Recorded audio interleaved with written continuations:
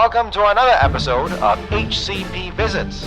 Here's your host, Woody Watts. This is Woody Watts with Hill City Paranormal, and I have some very special visitors with me today, all the way from the UK. I have Sarah on the line from Spirit Vision Paranormal Research. Is that right, Sarah? That's right, yeah. Sarah, thank you so much for joining me. And if I'm not mistaken, your team is with you as well, right? Yeah, Lee and Rocky here as well. Yeah, we're here. Hello. And you know, I can't hide the fact that when I was setting up this interview, I didn't even think about the time difference. And so I get an email from Sarah she's so organized and everything, telling me, hey, we're ready whenever you are. And I'm looking at my clock. Well, we got another 4 hours. And I completely. We're going to bed. We're going to bed soon. There we go. It's a little bit of time travel, but we made it, right? We're here and we're going to talk paranormal. So, cool. Sarah, I want to hear and from you and your team, what got you into paranormal investigations, and how long have you actually been a team? So we've been a team since summer last year. We all met while we were with another team, and then we kind of sort of gravitated together, and that's where Spirit Vision came from. And the boys started making equipment originally just to try and help us all out because the equipment's so expensive, and then we kind of went to some haunted places and then got testing the equipment. Yeah, and then that's how we came about as an actual team. So we've been together since summer last year, but we've all been either into the paranormal, exploring abandoned buildings. I mean, Rocky's done how many, 20, 30 odd years? Say 15 years properly, but more like 20. Yeah, so he's done a few years. Me and Lee, we're husband and wife, me and Lee, so we've been watching the paranormal. Lee's been driving me bonkers with all these shows for 20 odd years. and literally driving me bonkers, you know, watching them back to back. And I'm the skeptic. And Lee's a skeptic. the skeptic is getting you to watch the shows, right? He watches every show going and drives me absolutely nuts. And then we, like I say, we joined the team last year, and then we set up our own team, which has been great fun. It's I mean, there's no wrong or right way to investigate. We just thought that we could probably bring something better. As the three of us, we thought we could make it better. We could do our own thing, put our own spin on it.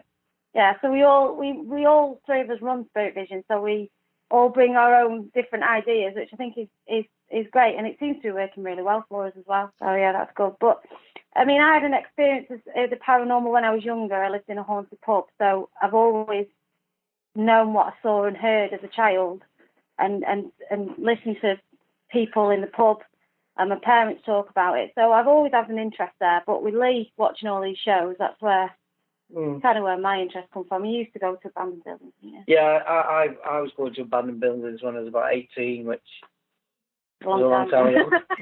Long time ago. But yeah, but as far as believing in ghosts, yeah, that's another subject. Lee's a strange one because I mean, Rocky will back me up on this. 1 minute he's, oh my God, yeah, I'm all in, this is real. And then the next minute he goes... No.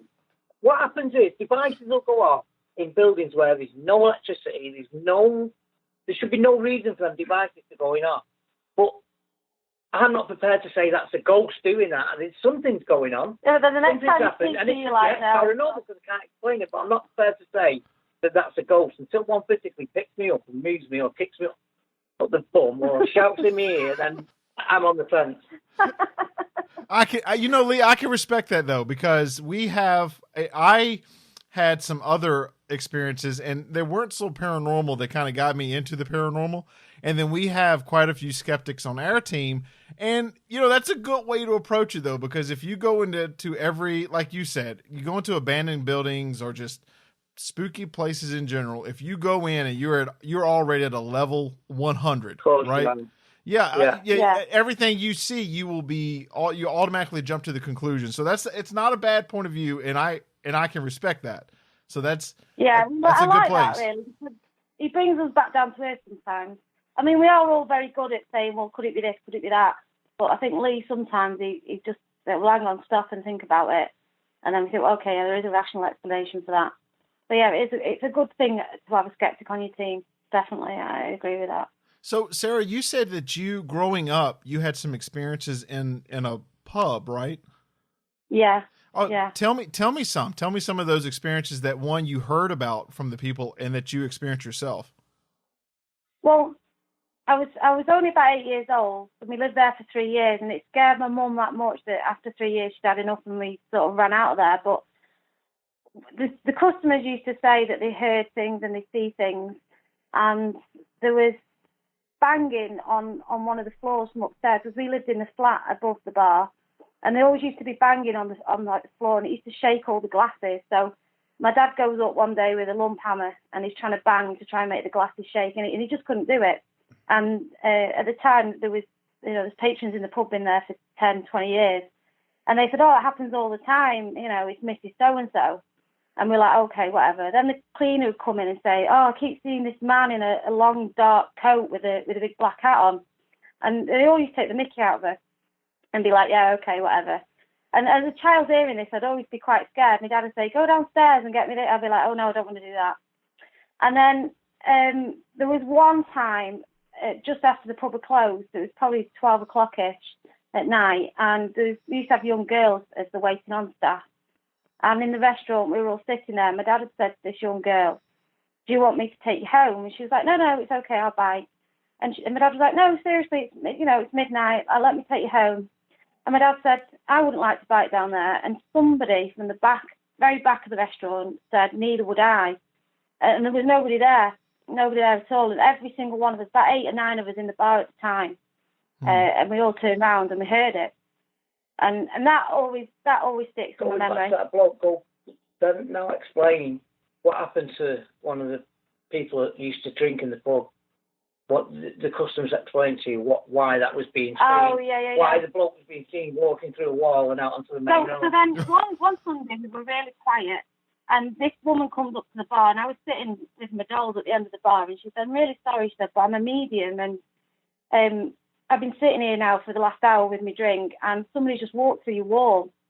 And Mum was like, "Oh, right, okay, whatever," thinking she was a bit crazy. And when my mum spoke she got Ivy, one of the players off the Dominoes team, had been there for forever.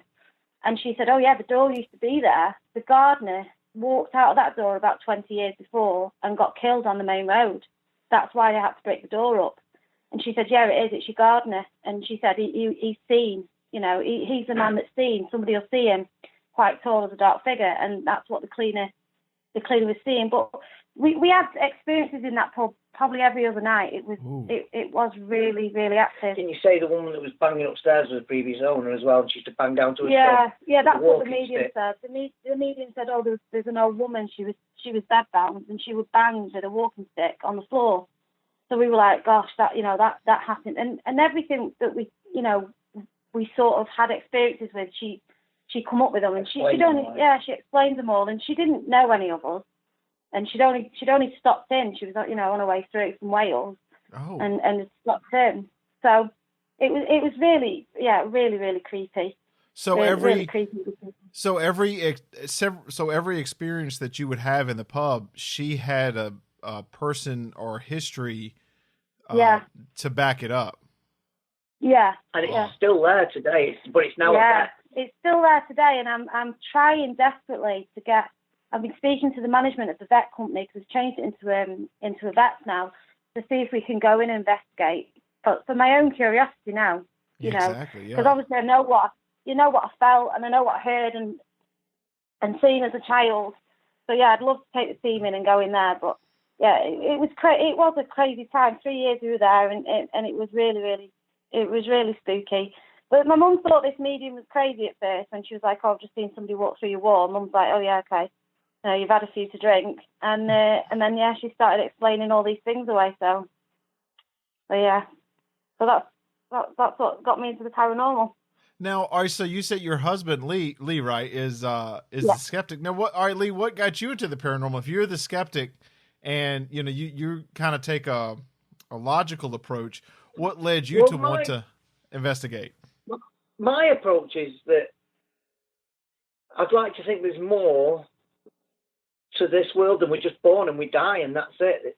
We're finished. Mm-hmm. And I'm just looking for that proof that maybe there isn't. Maybe it does go on, and that's what's really intrigued me. I just want to find an answer that It's just not, we're born and we're born to die, and we die and it's finished.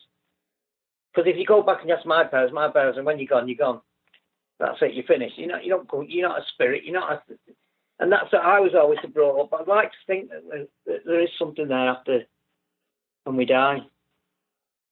Well, so all right, jumping off of that, so how many investigations have you gone on? Like, do you go on primarily residential cases, business cases? Like, or have there been any cases that you've gone on that have given you, let's see, a glimmer that there is? Or are you still from the skeptic side? The first one we did as a team, when we were a team, and we actually weren't a team at the time, and it wasn't a known place. It was a nursing home, an old nursing home, and it kept coming up on YouTube that this was happening there, that was happening there, and it was only around the corner from our house. So I said, let's go, and let's not spend a night there. Let's spend a week there or 2 weeks there, and that's what we did. We spent a fortnight going and coming, and that there's stuff there that, I mean, walking away from the place, I went, we didn't really get anything there. Well, we all agreed. But I'll play back of the footage. Well, that's our first episode that we put on to YouTube, and watching it back, there's stuff on there I can't explain. I really can't. There's voices coming, and I'm not talking like voices that you can hardly hear. This woman's shouting. You can actually hear her voice way above our voices, and we didn't hear a peep. Yeah, and I mean, I'm the only woman on the team, so at the time, it's like 2-3 o'clock in the morning. It's caught on voice recorder and camera. It's caught on the GoPro. Well, we heard it on the voice recorder the first time, and none of us could remember, hearing that. So we looked back on the video playback, and it's not on there. And then fast forward, then probably 3 or 4 nights later, we looked on the camera, and it's there again. And then a few more nights later, it's there again in a completely different part of the nursing home. And what was interesting was when we first put it out on YouTube, a lady come forward who actually works in a nursing home, and she said, it gives me the chills so bad because it sounds just like the old ladies when they're shouting. Trying to get somebody's attention. Yeah. She said, and it's like being at her work. But when we first went there originally as a team, we weren't a team at the time. We just kind of did it to test out equipment, and we all walked away, and all of us were like, no, we didn't get anything. We didn't feel anything. And then I just one day I thought, well, I'll look through this footage we've got, and we heard this first voice, and we were like, geez. And that's really what got us together, I think, as a team. That one place was like, we need to really, take this seriously now and investigate properly, and we did. And then we ended up doing a sleepover there and got some more incredible stuff. It's just the craziest place there, isn't it? Yeah. But we do. We were with the team before that as well. We were going to well-known locations in like haunted pubs that have been on telly. They've been on different shows on telly, and we've done quite a few places in the UK with the team that we used to be with. And Rocky was with them for a fair few more years than we were. And then we just thought, let's go and do our own thing, and we did. And we try and stick to places that aren't known. So we do try and stick to abandoned buildings. We like to do asylums, hospitals, nursing homes. We've done a few well-known. Well, we have done a well-known place with this a few weeks ago, didn't we? And me and Rocky both saw a shadow figure, both face-on shadow figure. But at the time, the IR lights and the tape needed changing in the cameras, so there was no cameras recording. And me and Rocky saw it, and me and Rocky were for quitting, going home. I was sitting in the car for the rest of the night. If you hear our footage afterwards, it's funny. This is another thing I can't explain as well, right? You need to jump in. The infrared light on our cameras are powerful. We can see like 60 meters away. They're really, really strong infrared lights. And what we're finding is in these locations, when just before things start happening, there's one camera where the infrared light will die. And I've mentioned this about a month ago, and then we did another investigation. It happened again. So when we got to this last place to investigate, which we slept overnight, we were upstairs, and I said, oh my God, the IR light's just gone out. You know what happens after that? And next minute, you two went white. And I went, what? What's up with you? And then you can explain what yeah, so Lee said that you could see in both our faces at the time. Me and Rocky were just staring out towards this corridor. We weren't really doing anything in particular. We were just waiting for Lee. And we were going to go into another room at the time. And I saw it face on. Rocky said he saw it face on. And it was a really tall, black shadow. It was a shadow of a person, but it was blacker than black. It wasn't like if you see your own shadow. It's really difficult to explain, isn't it? Because it is blacker than black, and it darted across this opening and through this door, and the door didn't move. The door didn't move, and I think that's baffled me more. Is the door didn't move? I keep saying this door didn't move. Why did the door not move?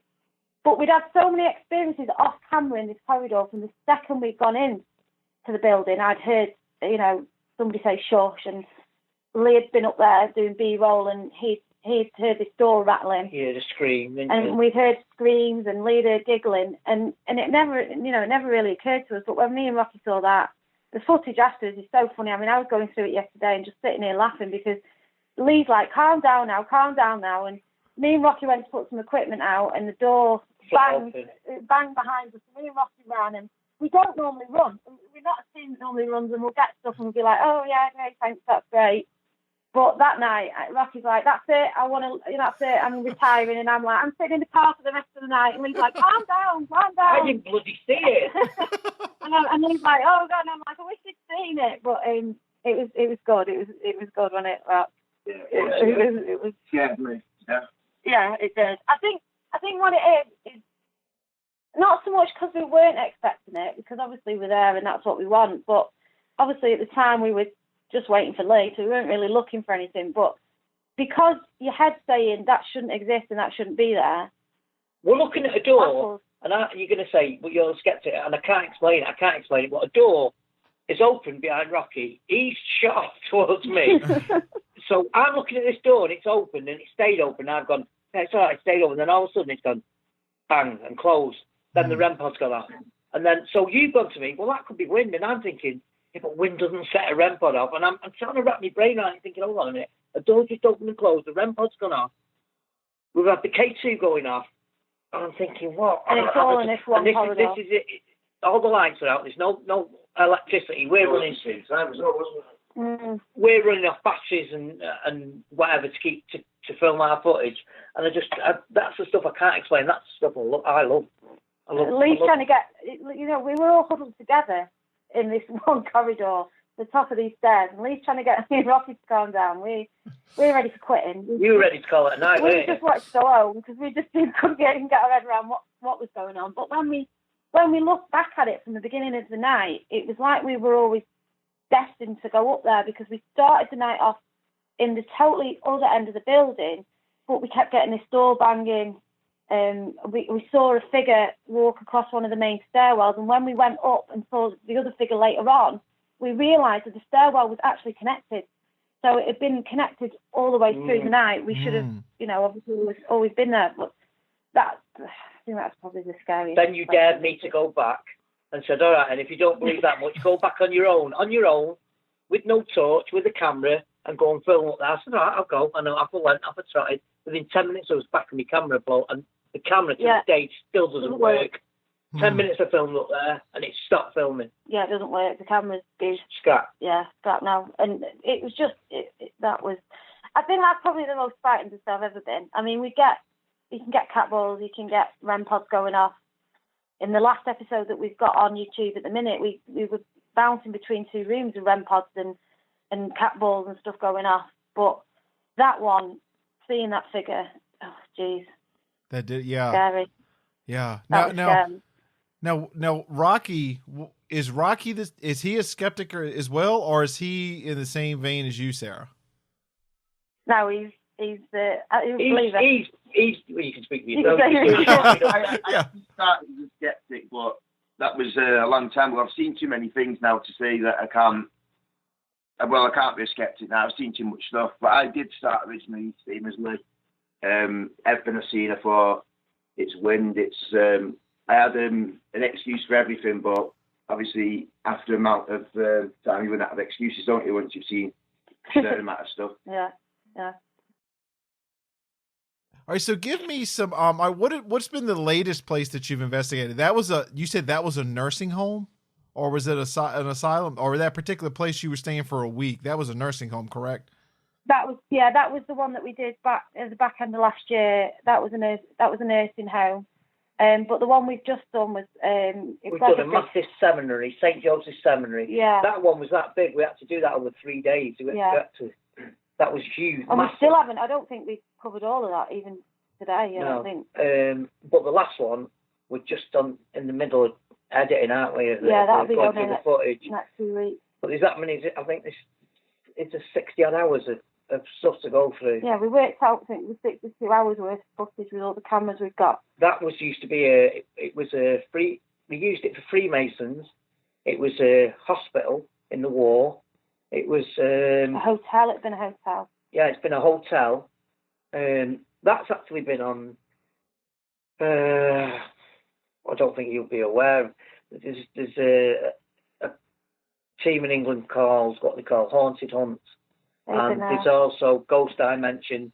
They've been there, but we're the first ones to actually go there, stay, sleep, film, and do it overnight. Yeah. So when we were in the nursing home, we slept overnight. We slept like logs. It was the best 7 hours sleep we've had. None of us woke up. Well, actually, no, tell a lie. Me and Lee did wake up about 5 o'clock in the morning, and there was a bang on the camera just before, which we think disturbed us. But we slept really well. We woke up the next morning. We should have left at 6 o'clock in the morning. Didn't wake up till 9.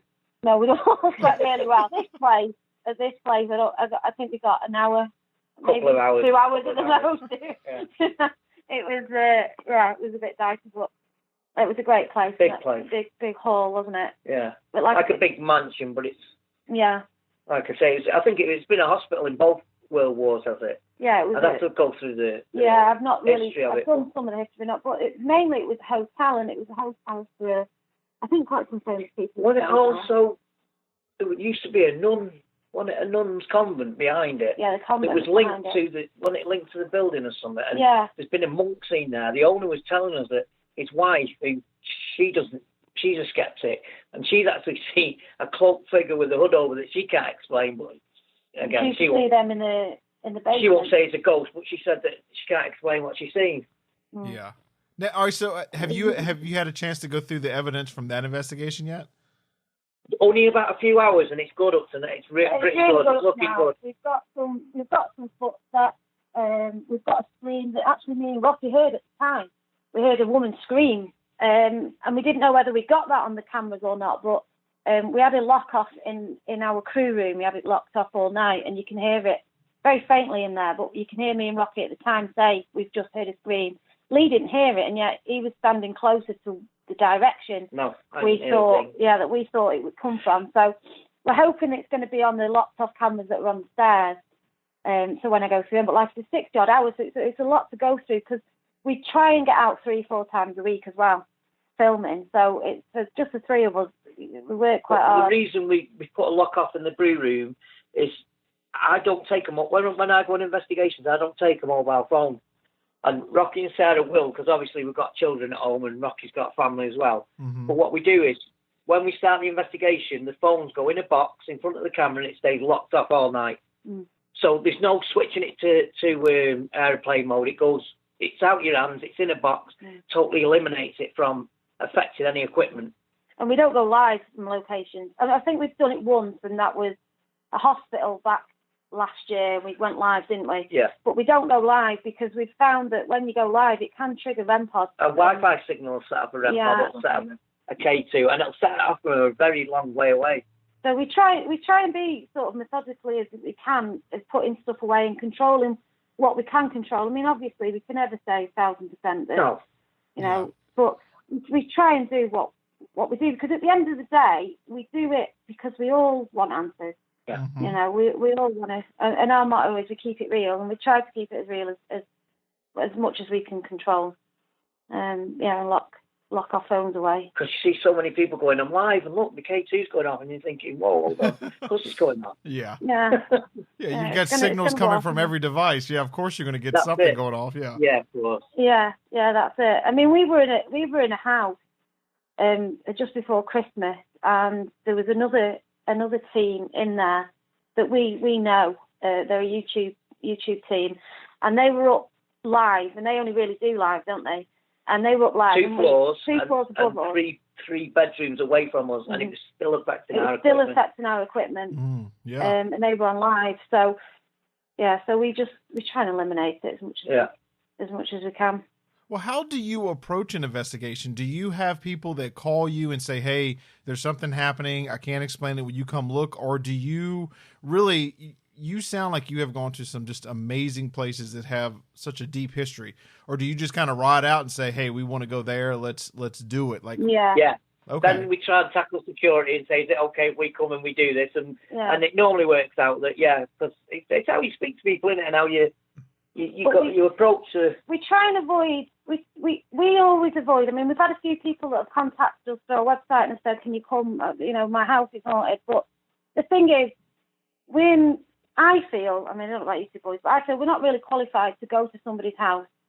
And all right, we can do an investigation, but I wouldn't want to scare somebody and say there's something here, or I wouldn't want to get it wrong and say, well, we didn't get it from that night. I mean, we've been to buildings and we try and film at least 3 or 4 nights at each place that we go to, because there is some nights we can sit there for 8 hours and we get nothing. So I don't want to go to somebody's house and say there's nothing, and then they end up there having, or make a situation worse. Versa, make the situation worse. So we stay away from that. We've had a few people ask, but we don't do that. I mean, we're not, as much as Rocky's been doing it for 20 years, and Lee knows every team on the planet, that's not really our area of expertise. But we like to go to places that are off the beaten track, that are fresh. And our belief really is that the less teams that have been in places, we find, is where we get the most of our activity.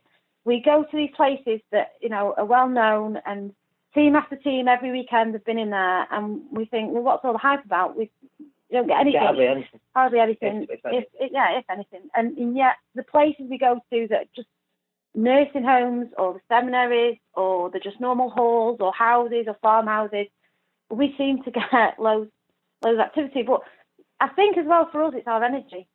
Like we I just believe have a laugh. We do have a laugh, don't we? We just have a laugh. I think me and Rocky mess about a bit too much. They are a pain in the backside. Yeah, of course. They're a pain in the backside, because I'm like, guys, I've got to edit this later, and you two just spend 20 minutes, Yeah. But if anybody ever watched our complete footage, if I'd ever put that on, I think we would just think we were 3 guys just going round and just sort of having a laugh, and it's just a night out. Because it's not. Because we do take it seriously, and we do everything that we can to control it, and we set up cameras, but we do have a laugh in between, and I think that helps. That helps. I think it helps a lot. That's when most stuff happens. Yeah, and that's usually when we get stuff, when we're not thinking about it. When we're not even paying attention, we get a lot of our stuff. Yeah, we do. As if to say, we've done it behind your back. Yeah, and we don't tend to buy into this. Are you there? Can you do this? Can you bang? Can you knock? Can you whistle? Can you stand on your feet? Because I think I always say to these is, if somebody kept coming in my house weekend after weekend and kept telling me to bang this and move this and do this, I'd think, well, sod you, I'm not doing that. That's a great point. Yeah. I don't want to do that anymore. I'm not playing your game anymore. So I probably sit there and try to change it up a bit, don't we? Like, we introduce ourselves as who we are, and then maybe we'll say, let us do something for you, and then you can just go to that device and maybe just leave us a message, and just little things. And kind of explain why we're in there, why we're here. We're not just here to, I'm not taking anything from the building, and, we don't want anything. We just want to know why you're here, and just things like, is this your family home? Did you enjoy it? Did you bring your kids up here? Just normal questions that I suppose you would ask somebody who's living, and try and coax it out that way. So I don't know. Whatever it is that we seem to do well, and it seems to be going all right with us. So yeah, but these two have a good laugh, and it's a great night. It's a great night out. It is. Now we're getting more equipment and more cameras. Yeah, it's just the 3 of us. See, that's another good thing. A lot of paranormal teams, when they buy the equipment, but not a lot of them don't know what it does. So what me and Rocky do is we build our own stuff, so we know exactly what it's supposed to do, when it's supposed to do it, and what environment it's supposed to. If it goes off, we know why it's doing that and what's making it do that. And that's a massive. I think that's a massive advantage to us that we do build our own stuff, and it's Well, originally it was to be cost effective, and we test it, and it works. Yeah, and we always anything these guys, because we do sell them as well, don't we? Sell a lot of cameras and setups and equipment, but we always test it out with us as well first to make sure that everything's working. And that's the other thing in the fact. What annoys me is when I first started out was the prices of cameras and of anything to do with the paranormal. The minute you say paranormal, it jumps up another 40, 50, 100 quid. You're exactly right. So what we do is when we make our stuff, you're lucky if we make £10, £15 on anything we sell, because we try and do it for people like when I first started investigating. I couldn't afford to go out and spend £1,000 on equipment, so I try and keep it right down at the bottom end. And some people don't like that. They don't like that you're only charging X amount for this stuff going on there. It's 3 times the price, and sometimes I get a bit of flack for that, but it is what it is, and we'll do what we do. Well, that's interesting you said that, because that's absolutely. I'm fortunate enough to be self-employed and actually own a video business where, we make local commercials and have cameras and everything. So if I was not able to do that for a business, you're right. You smack a paranormal logo on something and the price is unbelievable. So the fact that you, so the fact that you make the equipment, and I love what you said that if it goes off, you know why it's going off. Yeah. Well, are there any places that you have not investigated that you would love to investigate and you just haven't been able to get in yet, or it's on your bucket list? Yeah, we want to go to Dull Island. Yeah, so we've got a few. We want to come over to America because there's so many cool places you guys have got over there, but there's so many good places here. But we kind of come across somewhere and it'll be on the day we're due to go out and end up diverse. We have East Drive over here, East Drive, and everybody rages on that. It was the video was made out about it, and it was a massive. But when you watch what people are going there and the activity they're getting, they're coming back with nothing. And these people are paying like £600-700 a night to go and spend 5 or 6 hours. And I just think they're being massively overcharged. I really do. There's a few places we want to do, some prisons and stuff, but but for now we just kind of wing it. We find a location that we like. I'll perhaps see it on something, or me and Rocky tend to be the ones that look for locations, and then Rocky will send it over to me and I'll find the address, and we end up going there, that day or a few days later, and usually they're the ones that are the pretty good locations, the ones that we just find off the cuff rather ones that don't charge you £300 or £400. Yeah. And we've got we must have now at least 10 episodes worth of footage that we haven't even done anything with, because we're just that busy all the time, and there's so many places, and we try and get the ones out that we get good stuff at. And what we try to do as well is we won't bring you a 40-minute video on YouTube filled with of watching, listen to the spirit box say nothing. Or us droning on. We try and cut out everything in between and just give you the raw. That's the what. Give you everything that we get, and then it's up to the viewers. Then you decide what you think it is. They're never going to say absolutely 110%. It's paranormal, or it's a ghost, or this is just everything that we've got, and then you make your mind up. Well, there's a few places. What is your typical response? Because I love your approach, because that's kind of how we do it over here. We find a place and we're like, we want to go in that. Let's contact them and just because we really love to explore. Yes, we love paranormal, but it's also we just love to kind of just poke our head around and take some pictures. What's your typical response there? Like, I mean, you walk up to a place. Are you usually welcomed, with a hug and come on in, or people standoffish and like, nah, we don't want any of that. I mean, there's some places we've been to and we can get permission visits from because you have to. But there is a lot of abandoned buildings in England that nobody even cares about anymore. And there's no security there, and there's windows open, and there's kids in it. I mean, we've had security tell us before now. They've rolled up on us and they've gone, "Oh, it's just you're adults." and we tell them what they're doing. They're like, "Oh, you stay here then." We'd rather have you here than kids smashing the place up. Yeah, and they just sort of leave us to it. But 9 times out of 10, we find something that's abandoned, and it gets in, you know, the windows and the doors. I mean, we've been places where doors are open. In fact, a lot of the places we've been to just recently, the doors have been wide open, haven't they? So, yeah, we just do that. But there's a lot of places that we go to as well that we don't make episodes out of because we either didn't get anything or it was just more of a mines. We've done a couple of mines, haven't we? Yeah, we didn't get any evidence, but the experience was brilliant. I liked it to the point where the mine started closing in, and then that was enough for me. Really had enough of that. Yeah, when you're ducking down and you're your knees, that's the point to turn around. And leave on your feet, but anyway. But Rocky wants to carry on going. Me and Rocky, we love it. We usually the ones going fondly. And the camera show me all, and I'm down. Yeah, that's it. And Rocky normally, you know, he's gone. And I'm like, Rocky, where'd you go? Which way are you? But yeah, I mean, we just love what we do. I think it's just it's a fun night out, and the bonuses we catch. Keeps us out of trouble. Keeps us out of trouble, absolutely. Yeah, absolutely. People laugh at us. Our kids are teenagers now, and they're like, we're more well behaved than you. We stay at home and we don't go out on a Friday night. And you're going in abandoned buildings. Yeah, we're not breaking into abandoned buildings. That's it. I'm like, yeah. Oh, yeah, it's been a few times last week. Pinning it on the map and saying, if anything goes wrong down these mines, this is where we are. Yeah. We don't turn back up tomorrow, you know. Tell somebody this is where we are. That's so true, though, because, you know, that we found that, like, some of the stuff we've gone out to investigate, I mean, we had a blast, but we didn't really get anything that was, I don't know, I would think would be interesting for anybody else. But yet, like you said, you know, you go out to an interesting place like a mine. That sounds absolutely amazing. And, you know, just the actual atmosphere is enough it's exciting, but that's hard to show people, you know?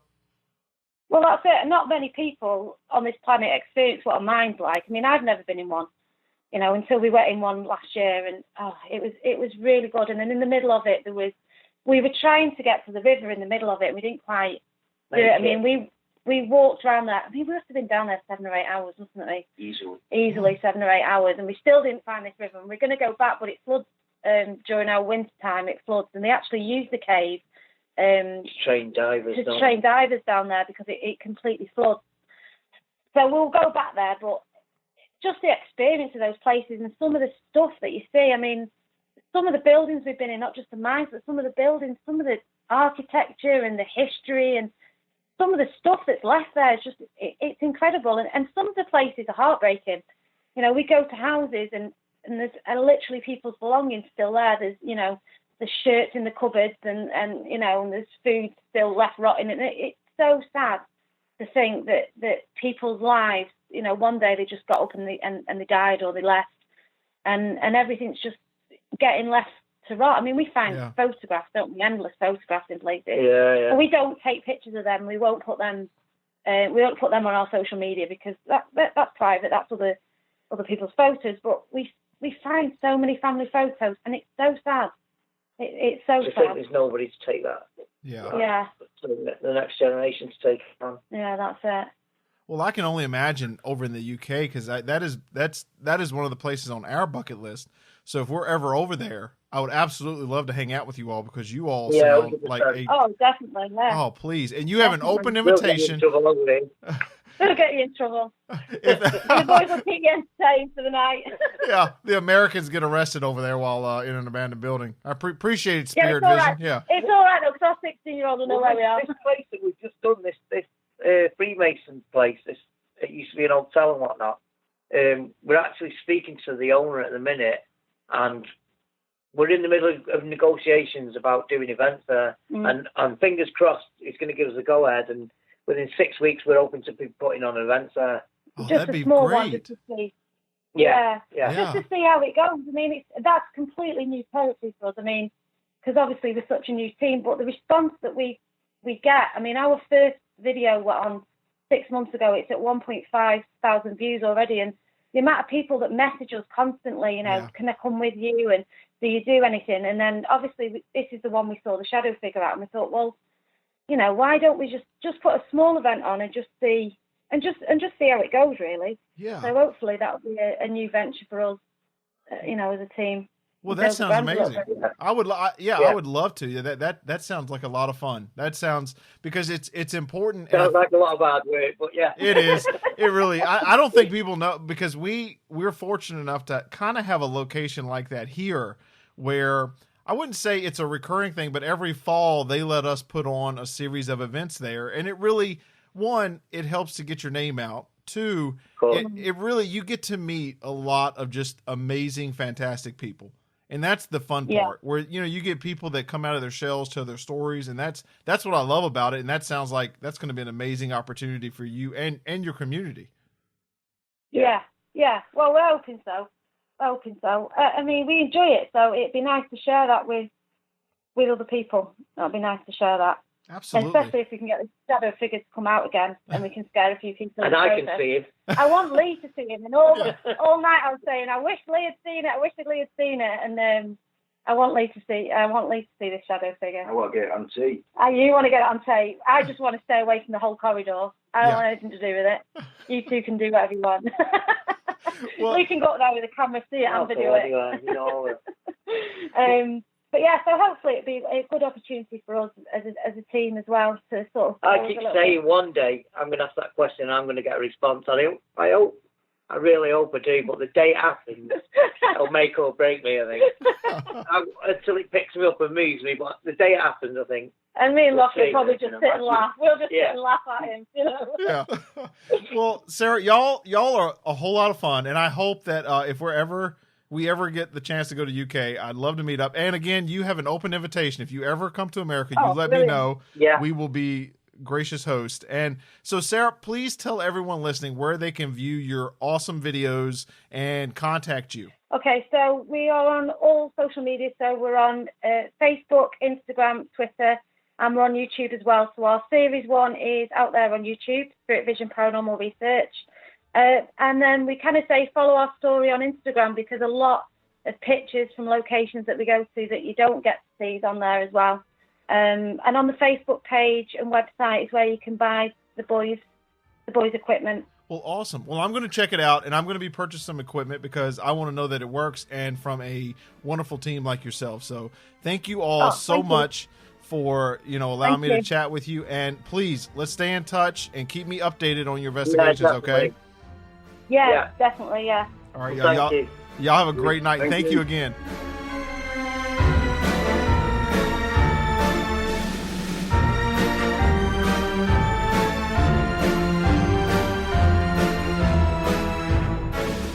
Be sure to check out our website at hillcityparanormal.com. And thank you for listening.